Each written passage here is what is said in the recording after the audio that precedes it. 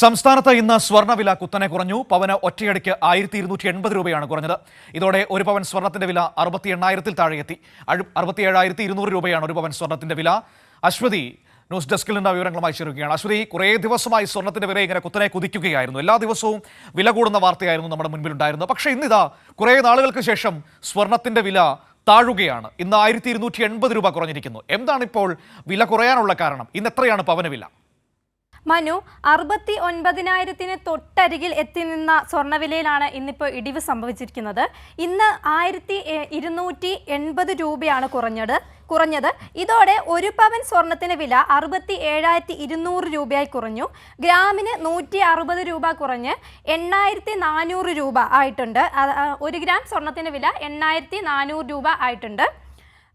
March മാസത്തിന് തുടക്കത്തിൽ 63,520 രൂപയായിരുന്ന സ്വർണ്ണവില ഏപ്രിൽ 1 ആയപ്പോഴേക്കും 68,080 രൂപയിലേക്ക് എത്തിയിരുന്നു.